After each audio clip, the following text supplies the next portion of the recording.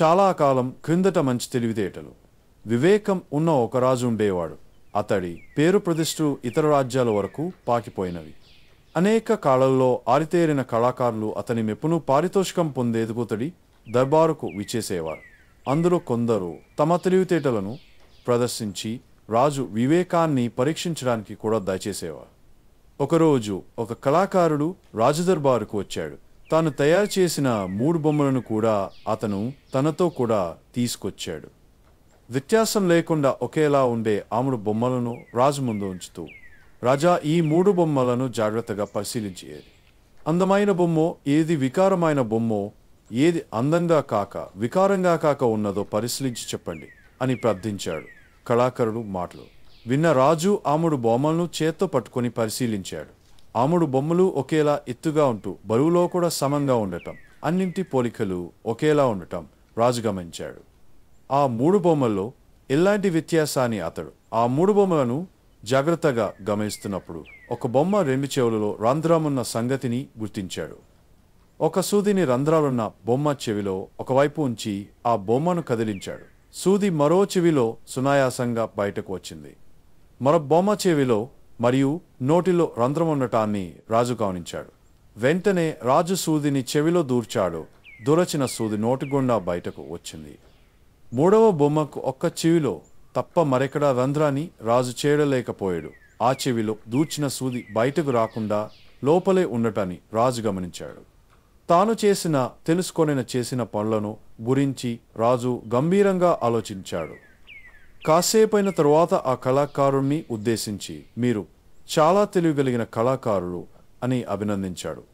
ఆ తరువాత పరిపూర్ణమైన వివేకాన్ని మీరు ఈ 3 బొమ్మల ద్వారా జనాలకు బోధించడం నిజంగా నాకు ఆనందాన్ని ఇస్తుంది. మీ ఈ 3 బొమ్మల 3 రకాల మిత్రుల గురించి చెబుతున్నాను. మన కష్టాలను సహానుభూతితో వింటూ మన రహస్యాలను కాపాడుతూ మనకు సహాయం చేయగల నిజమైన స్నేహితుడును మనం ఆశించాలి. ఇందులో మొదటి బొమ్మ మనకున్న చెడ్డ స్నేహితుడును గురించి చెబుతుంది. మీరు మీ కష్టాలను బాధలను వినిపిస్తే అతడు అన్నింటినీ వింటున్నట్టు అభినయిస్తాడు, కానీ అతడు నిజంగా వినడు. అతడు ఈ ఒక్కరికి ఎలాంటి సహాయం చేయడు. చెవి ద్వారా విన్నది మరో చెవి ద్వారా వదిలివేస్తాడు. 2వ రకం స్నేహితుడికి ఈ 2వ రకం బొమ్మ ప్రతినిధిత్వం వహిస్తుంది. మీ రహస్యాలను అతనితో చెప్పినప్పుడు సానుభూతితో వింటాడు, కానీ ఇతడు చాలా ప్రమాదకరమైన వ్యక్తి. మీ రహస్యాలను ఇతడు బట్టబయలు చేస్తాడు. ఇతడు తనలో మన రహస్యాలను దాచడు. ఈ 3వ బొమ్మే చాలా ఉత్తమమైంది. ఈ బొమ్మ ఒక ఉత్తమ స్నేహితుడికి ప్రతిరూపం. మీరు చెప్పే మాటలను అతడు చాలా ఓపికతో శ్రద్ధతో వింటాడని మీరు నమ్మకంగా నమ్మవచ్చు. మీ రహస్యాలను అతడు తనలో భద్రంగా తనలో దాచుకుంటాడు. ఎంత కష్టమైనా సరే అతడు ఆ రహస్యాలను బట్టబయలు చేయడు. ఇటువంటి మిత్రుడి సన్నిధిలో మీరు సురక్షితంగా ఉండగలరు. రాజుగారి మాటలు విశదీకరణ ఆ కళాకారుడికి బాగా నచ్చినాయి. అతడు రాజు వివేకాన్ని, తెలివితేటలను పొగిడాడు. నీతి, మీ స్నేహితుల రహస్యాలను బయటపెట్టకండి. సింగరాయగుంట అనే ఊర్లో 4 మిత్రులు ఉండేవారు. రాము, సోము, చిన్న, సుందరం వారి పేర్లు. ఒకేలాంటి అలవాట్లు, లక్షణాలు కలిగిన వీరందరూ చాలా పేదవారు. నిలువ నీడలేని వీరు ఒక పూట తిని మరోపూట పస్తులుంటూ కాలం వెళ్లదిస్తుండేవారు. ఒకరోజు వీరందరూ ఒకచోట చేరి ఎలాగైనా సరే డబ్బు సాధించాలనే నిర్ణయానికి వచ్చి ఊరు వదిలి బయటపడ్డారు. అలా బయలుదేరినవారు ఒక నది గట్టుమీద ప్రయాణం సాగిస్తుండగా జడలు అట్టలు కట్టుకుపోయిన జట్టుతో ఒక సన్యాసి ఒకడు కనిపించాడు. భక్తి శ్రద్ధలతో సన్యాసికి నమస్కరించిన 4 స్నేహితులు తమ కష్టనష్టాలను అతడికి విన్నవించారు. యోగశక్తి కలిగిన మీరు ఎలాగైనా తమను కరుణించాలని సన్యాసిని వేడుకున్నారు. వీరి బాధలను విన్న సన్యాసి కరుణతో వారికి ఒక జ్యోతిని ఇచ్చి, ఈ జ్యోతిని పట్టుకుని మీరందరూ పర్వతాల వైపుకు బయల్దేరి వెళ్ళండి.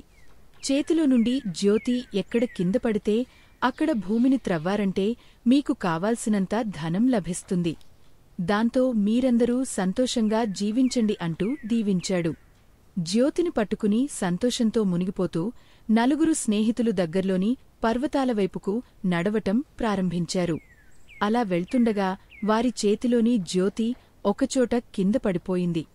దీంతో నడకను ఆపేసినవారు అక్కడ త్రవ్వటం మొదలుపెట్టారు. త్రవ్వుతుండగా అక్కడో పెద్ద రాగిగని బయటపడింది. దీంతో నలుగురిలో మొదటివాడైన రాము తనకు ఈ రాగిగని మాత్రం చాలునంటూ తృప్తిగా వెనుకకు వెళ్ళిపోయాడు. తర్వాత మిగిలిన ముగ్గురూ మళ్లీ జ్యోతిని పట్టుకుని యథాప్రకారం పర్వతాలవైపు నడక ప్రారంభించారు. అలా వెళ్తుండగా మరోచోట జ్యోతి జారి కింద పడిపోయింది. దీంతో అక్కడ కూడా త్రవ్వి చూడగా పెద్ద వెండిగని బయటపడింది. అప్పుడు రెండోవాడైన సోము తనకు ఈ వెండిగని చాలునంటూ తృప్తిపడి ఇంటికి తిరిగి వెళ్ళిపోయాడు. మళ్లీ మిగిలిన ఇద్దరూ ఇంకా మంచివి దొరుకుతాయన్న ఆశతో జ్యోతిని పట్టుకునిపాటు పర్వతాలవైపు నడక సాగించారు. వీరి ప్రయాణంలో జ్యోతి మళ్లీ ఒకచోట జారి కింద పడిపోయింది. అక్కడ త్రవ్వి చూస్తే పెద్ద బంగారంగని. దీన్ని చూసిన మూడోవాడైన చిన్న బాగా తృప్తిపడి తనకు ఇది చాలునంటూ ఇంటికి వెళ్ళిపోయాడు. ఇక అందరిలో నాలుగోవాడైన సుందరం అత్యాశతో ఇంకా గొప్ప గొప్ప వజ్రాలు, రత్నాలు, వైగుర్యాలు లాంటివి సొంతం చేసుకోవాలన్న దురాశతో జ్యోతిని పట్టుకుని తిరిగి నడక ప్రారంభించాడు. అలా చాలా దూరం నడుస్తూనే ఉన్నాడు సుందరం. ఒకచోట ఎప్పట్లాగే జ్యోతి కింద పడింది. మొదటి 3 సార్లు కంటే ఇప్పుడు ఇంకా ఎక్కువ విలువైనవి దొరకవచ్చన్న ఆశతో సుందరం త్రవ్వసాగాడు. ఎంత త్రవ్వినప్పటికీ ఏమీ బయటపడలేదు. త్రవ్వి నీరసం వచ్చిన సుందరం అలాగే ఆ గోతిలోనే పడిపోయాడు. తరువాత మెలకువ వచ్చి చూసేసరికి సుందరానికి జ్యోతి కనబడలేదు. దొరికిన దానితో సంతృప్తి పడకుండా అత్యాశతో ప్రవర్తించిన సుందరానికి చివరికి ఏమీ మెగలలేదు. పైగా గోతిలో పడిపోయి రక్షించేవారు లేక, తినడానికి ఏమీ లేక ఏడుస్తూ ఎవరైనా కాపాడండి అంటూ కేకలు వేస్తూ ఉండిపోయాడు.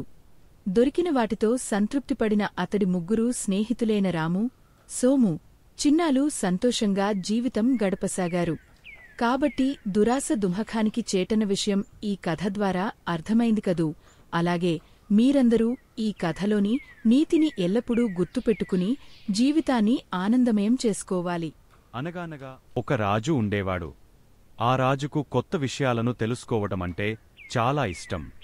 కనపడిన వాళ్లనల్లా కొత్త విషయాలు చెప్పండి, కొత్త విషయాలు చెప్పండి అని వేధించేవాడాయన.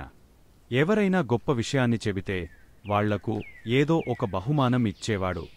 ఒకరోజున ఆయన ప్రపంచంలోని గొప్ప గొప్ప శాస్త్రవేత్తలను పిలిపించాడు. మీరు కనుగొన్న క్రొత్త పరికరాలను, పదార్థాలను, ప్రయోగాలను వివరించండి అన్నాడు. అందరూ ఎవరికి వారు తాము కనుగొన్న విషయాలను చూపి వివరించారు. రాజుగారికి అవన్నీ చాలా సంతోషాన్నిచ్చాయి. కాని వాటిని ఉపయోగించి ఏమి చేయాలో మాత్రం ఆయనకు అర్థం కాలేదు. శాస్త్రవేత్తలు అందరినీ పంపించివేశాక రాజుగారు ఆలోచనలో పడ్డారు. ఇవన్నీ కొత్త సంగతులు సరే, కాని మామూలు ప్రజలకు పనికివచ్చేవి ఇందులో ఎన్ని ఉన్నాయి? అసలు నా రాజ్యపు ప్రజల అవసరాలను ప్రతిబింబించేవిగా ఈ ప్రయోగాలు ఎందుకు లేవు అని. అప్పుడు మంత్రి, ప్రభూ, నాకు తెలిసిన శాస్త్రవేత్త ఒకరున్నారు. ప్రజల మధ్యనే జీవిస్తుంటాడాయన. ఆయన ప్రయోగాలు అందరికీ సులభంగా అర్థమవుతుంటాయి. మీరు కోరితే ఆయనను ఒకసారి రమ్మంటాను అన్నాడు రాజుతో. రాజుగారు సంతోషంగా సరే అనగానే మంత్రి శాస్త్రవేత్తను పిలిపించాడు.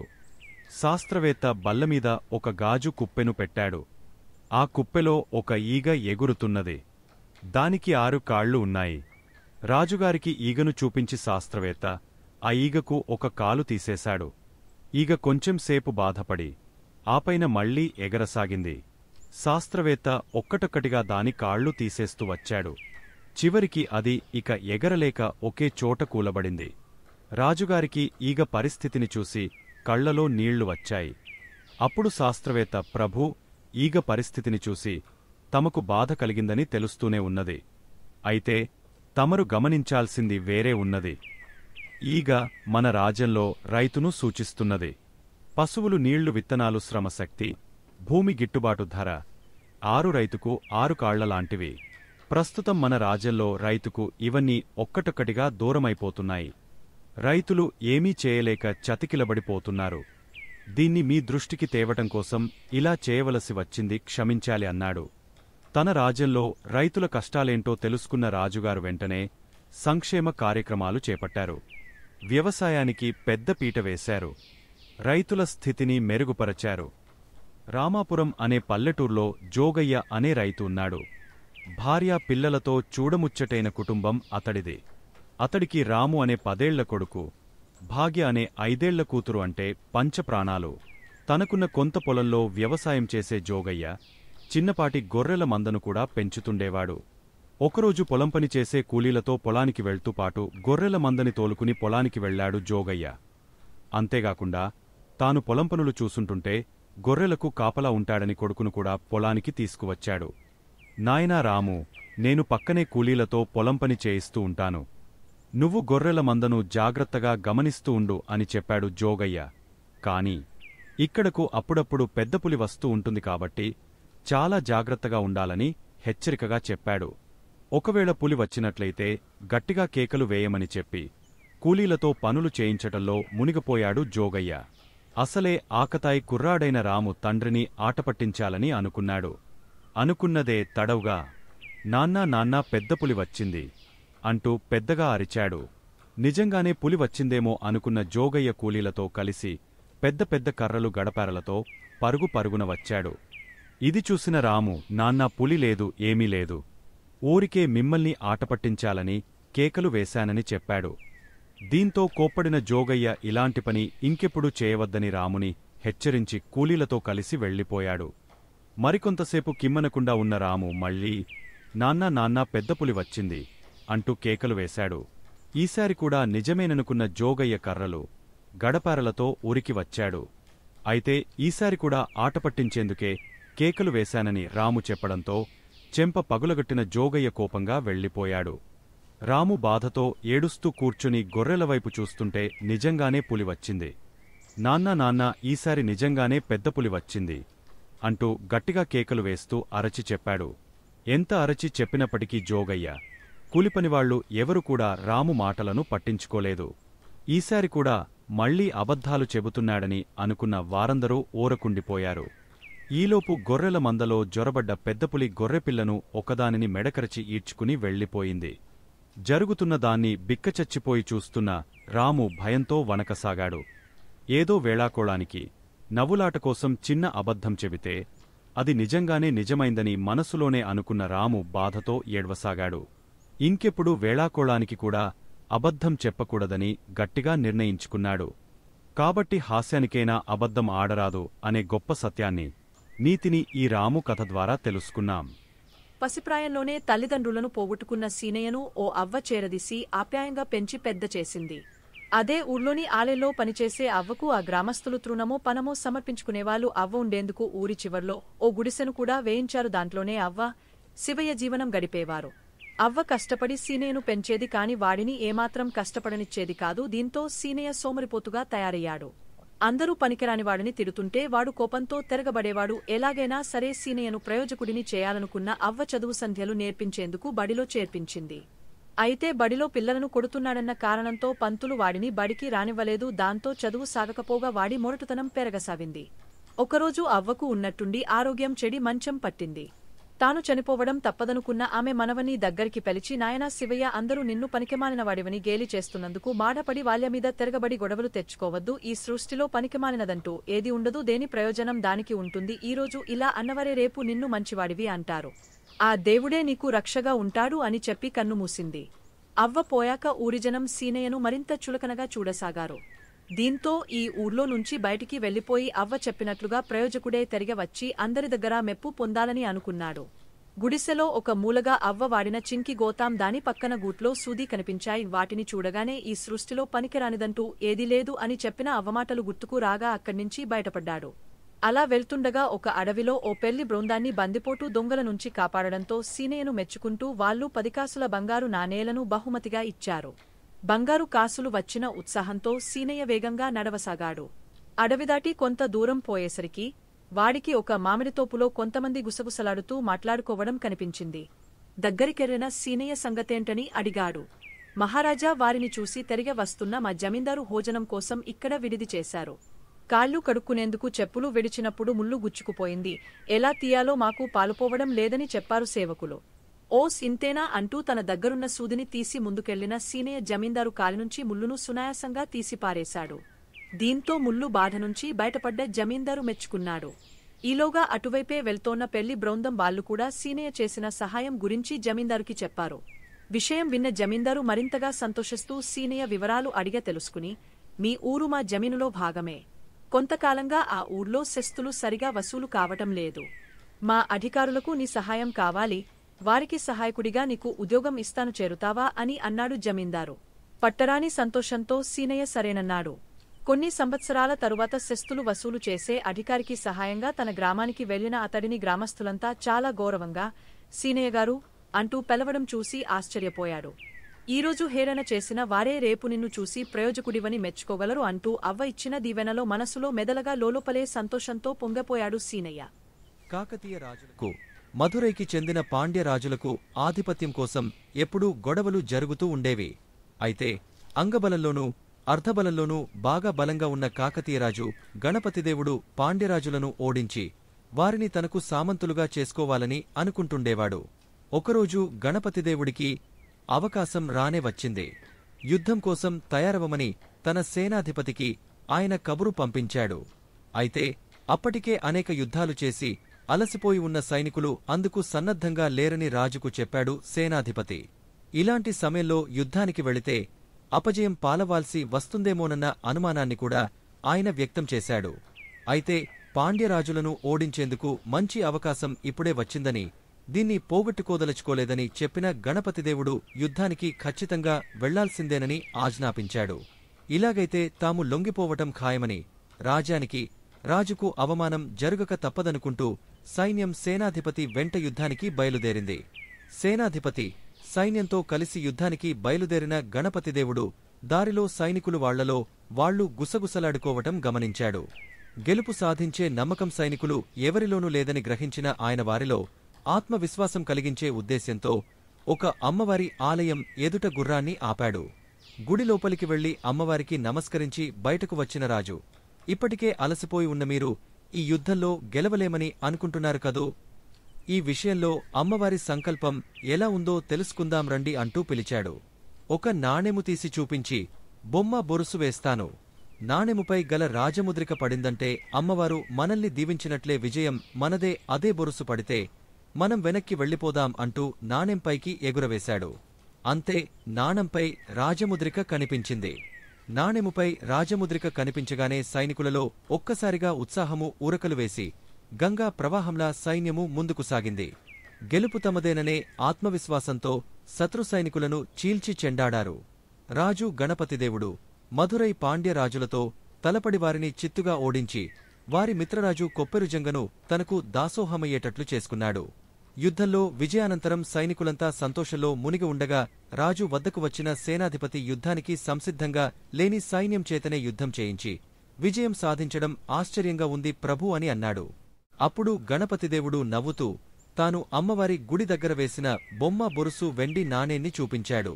నాణెం రెండు వైపులా రాజముద్రిక ఉండటం గమనించిన సేనాధిపతి రాజుకు వినయంగా నమస్కరించి అక్కడి నుండి వెళ్లిపోయాడు. ఈ కథను బట్టి మీకు ఏం అర్థమైందో చెప్పండి. అన్నింటికంటే ఆత్మవిశ్వాసం చాలా ముఖ్యమని అర్థమైంది కదూ. యుద్ధానికి ఏమాత్రం సంసిద్ధంగా లేని సైన్యంలో ఆత్మవిశ్వాసాన్ని పెంపొందించేందుకు రాజు తెలివిగా వెండి నాణెం రెండు వైపులా రాజముద్రిక ఉన్నదాన్నే బొమ్మ బొరుసు వేశాడు. వారిలో ఉత్సాహం ఊరకలు వేసేలా చేశాడు. కాబట్టి ఈ కథ ద్వారా మనం అర్థం చేసుకోవాల్సింది ఏంటంటే, ఆత్మవిశ్వాసముంటే మనం దేన్నైనా సాధించవచ్చు. ఒక చిన్న నీటి సరస్సులో పక్షులన్నీ కలసిమెలసి జీవనం సాగిస్తుండేవి. అందులో ఎక్కువగా హంసల సంఖ్య ఎక్కువగా ఉండేవి. ఓ ఎండాకాలంలో ఆ సరస్సులో నీరు తక్కువ అవడంతో బాతులన్నీ వలస వెళ్లిపోయాయి. అందులో ఒక్క నల్లని బాతు మాత్రం అక్కడే హంసలతో పాటు ఉండిపోయింది. హంసల్లో పెద్ద వయసు కలిగినవి తమ పిల్లలతో పాటు ఈ నల్లబాతు పిల్లను కూడా చేరదీసి తమతోనే ఉంచుకోసాగాయి. ఇది నచ్చని చిన్న వయసు హంసలన్నీ బాతు పిల్లను ఏడిపించేవి. తమతో ఉండవద్దని, నువ్వు అందంగా ఉండవు, మేము చూడు ఎంత తెల్లగా ఉన్నామో అంటూ మాటలతో గాయపర్చేవి. వీటన్నింటినీ మౌనంగా భరించిన నల్ల బాతుపిల్ల ప్రతిరోజూ గట్టుపైన కూర్చుని బాగా ఏడ్చేది. ఎన్ని రోజులు గడుస్తున్నా చిన్న హంస పిల్లలు ఏవీ దాన్ని దగ్గరకు రానియలేదు. దీంతో ఆ బాధ భరించలేని నల్లబాతు అక్కడ్నించి దూరంగా వెళ్లిపోయి ఒక చిన్న చెరువులో ఉండిపోయింది. అక్కడ దాన్ని ఎవరూ ఏడిపించేవారు లేకపోవడంతో సంతోషంగా రోజులు వెళ్లదీయసాగింది. అయితే చిన్న హంసలు తనను దగ్గరికి రానియకపోయినా బిడ్డకంటే ఎక్కువగా చూసుకున్న తల్లి హంసలను ఒకసారైనా చూసి రావాలన్న కోరిక కలిగింది నల్లబాతుకు. ఇంకేముంది అనుకున్న వెంటనే సొంత గూటికి బయలుదేరింది. అక్కడికి వెళ్లిన నల్లబాతు ఆశ్చర్యంతో నోరెళ్లబెట్టింది. ఎందుకంటే తనతోటి వయస్సున్న చిన్న హంసలన్నీ పెద్ద హంసలైపోయాయి. తననే ఆశ్చర్యంగా అవి చూస్తుండటంతో, మీరందరూ నన్ను దగ్గరికి రానియని నల్లబాతును నేనండా గుర్తు పట్టారా అని వాటిని ప్రశ్నించింది. మీరు ఏడిపిస్తున్నారని వెళ్ళిపోయాను, మిమ్మల్ని చూడాలన్న ఆశతో మళ్లీ తిరిగి వచ్చాను అని చెప్పింది. వెంటనే హంసలకు నల్లబాతు గుర్తువచ్చి నోరు మెదపకుండా ఉండిపోయాయి. ఇంతలో తల్లి హంసలు దీన్నంతా చూసి నల్లబాతును అక్కున చేర్చుకుని, ఎందుకు వెళ్ళిపోయావు, ఎలా ఉన్నావంటూ కుశల ప్రశ్నలు వేసి నల్లబాతును దగ్గరికి తీసుకున్నాయి. దీన్ని చూసి ఈర్ష్యతో వెళ్ళిపోతున్న పెద్దవైన హంసపిల్లలను తల్లి హంసలు పిలిచి చీవాట్లు పెట్టాయి.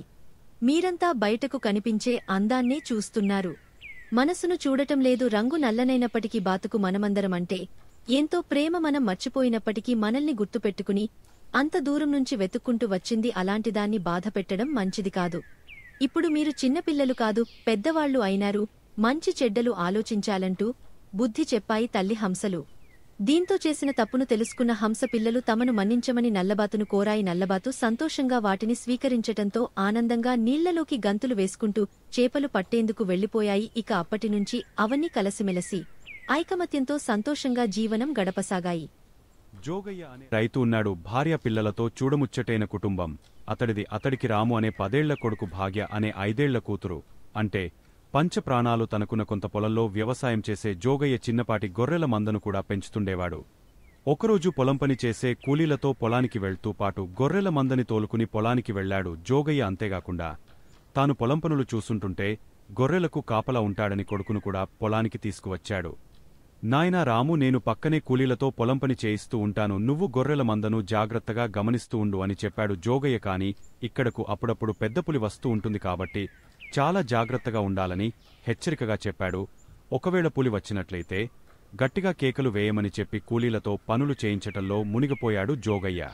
అసలే ఆకతాయి కుర్రాడైన రాము తండ్రిని ఆటపట్టించాలని అనుకున్నదే తడవుగా నాన్న పెద్ద పులి వచ్చింది అంటూ పెద్దగా అరిచాడు. నిజంగానే పులి వచ్చిందేమో అనుకున్న జోగయ్య కూలీలతో కలిసి పెద్ద పెద్ద కర్రలు గడపారలతో పరుగున వచ్చాడు.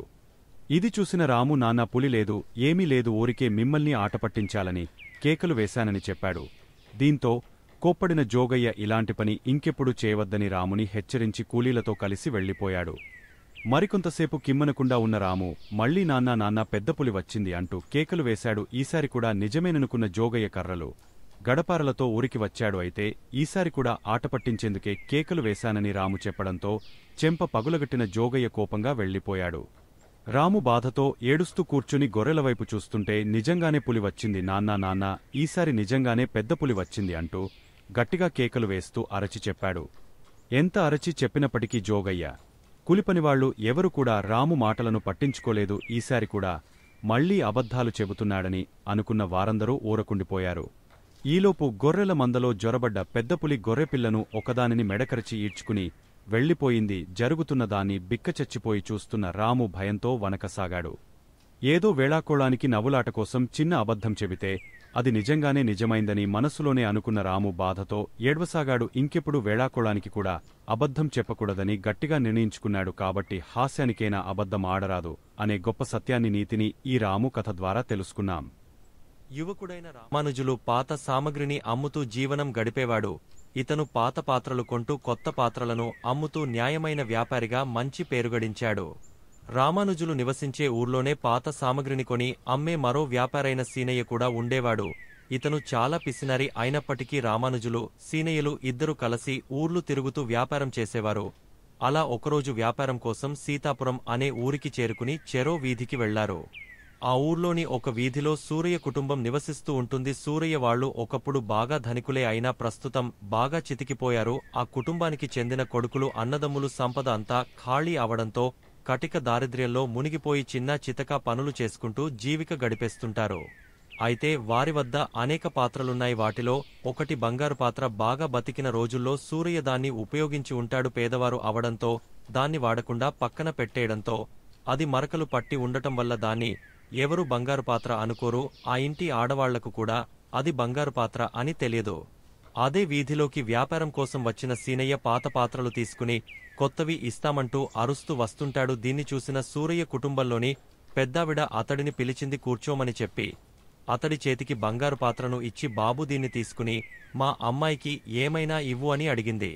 లోధివర్తకుడైన సీనయ్యకు ఆ పాత్రను చూడగానే అది బంగారు పాత్ర కావచ్చునని తోచింది.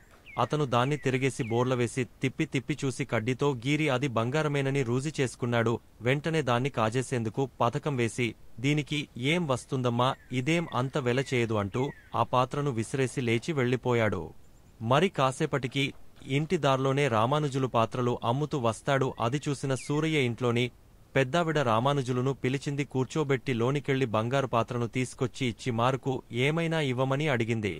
ఆ పాత్రను చేతిలోకి తీసుకున్న రామానుజులు పరీక్షగా చూసి, అమ్మా, ఇది చాలా లక్షలు విలువ చేసే పాత్ర, దీనికి సమానమైన విలువగల వస్తువులు నా వద్ద లేవు అని చెప్పాడు. దీంతో ఆ పెద్దావిడ, నాయనా, ఇంకో వ్యాపారి ఇది చాలా తక్కువ విలువ చేస్తుందని విసిరి పారేసి వెళ్లిపోయాడు. ఒకవేళ ఇది మంచి విలువైనదే అయి ఉండవచ్చు కదా, దీన్ని తీసుకుని మారుకు ఏదైనా ఇచ్చివెళ్ళు అని చెప్పింది. దీంతో రామానుజులు తన వద్దనున్న పాత కొత్త సామగ్రినంతటినీ ఆమెకు ఇచ్చి, అమ్మా, ఇవి తప్ప నా వద్ద ఇంకేవీ లేవు అని నిజాయితీగా చెప్పి ఆమెకు నమస్కరించి అక్కడ్నించి వెళ్లిపోయాడు. ఇంతలో లోభి అయిన సీనయ్య తాను వేసుకున్న పథకం ప్రకారం తిరిగి ఆ ఇంటికి వచ్చి ఆ పాత్ర ఇలా పారేసి, ఏదో ఒకటి తీసుకుని వెళ్ళండి అని పిలిచాడు. అంతా విన్న పెద్దావిడ కోపంతో ఊగిపోతూ, ఏం నాయనా, లక్షలు విలువ చేసే పాత్ర ఏ విలువ చేయదన్నావుగా, నువ్వు వెళ్లగానే ఇంకో పుణ్యాత్ముడు వచ్చి తన వద్దనున్న వాటినన్నింటినీ ఇచ్చి ఆ పాత్రను తీసుకెళ్లిపోయాడు అంటూ కసిగా చెప్పింది. ఆ మాట విన్న సీనయ్య మతిపోయినట్లయింది. అంత విలువైన పాత్రను వాడు కాజేశాడా, నాకు ఇంత నష్టం చేస్తాడా అంటూ ఆవేశంతో నదీ తీరానికి పరుగెత్తుకుంటూ వెళ్లిపోయాడు. పెద్దావిడ మాట విన్న సీనయ్యకు నిజంగా మతి భ్రమించినట్లై తన వద్దనున్న డబ్బు సరుకులు అన్నింటినీ అలాగే విడిచి పరుగులెత్తాడు. అతడు నదీతీరాన్ని సమీపించగానే రామానుజులు పడవలో అవతలివైపుకు దాటుతుండటం కనిపించింది. అది చూసిన సీనయ్యకు ఆవేశం కట్టలు తెంచుకురాగా గుండె వేగంగా కొట్టుకుసాగింది. అంతే, ఒక్కసారిగా నోటివెంట రక్తం కూడా కారసాగింది. తనకంటే బాగా లాభపడ్డ రామానుజంపై తీవ్రమైన ద్వేషంతో సీనయ్య గుండె పగిలి అక్కడికక్కడే ప్రాణాలు వదిలేశాడు. నిజాయితీగా ఉన్న రామానుజులు మాత్రం దానధర్మాలు, పుణ్యకార్యాలు చేస్తూ తనకున్న మంచి పేరును నిలబెట్టుకున్నాడు. అసూయ, ఆవేశం అనేది మనిషిని ఎంతటి ప్రమాదానికి గురిచేస్తాయో సీనయ్య కథను చదివితే అర్థమైందా? ఎప్పుడు కూడా నిజాయితీ, కష్టపడేతత్వమే మనిషిని విజయం వైపు నడిపిస్తాయి. రామానుజులు నిజాయితీగా నడుచుకోవడం వల్ల జీవితంలో సుఖపడ్డాడు.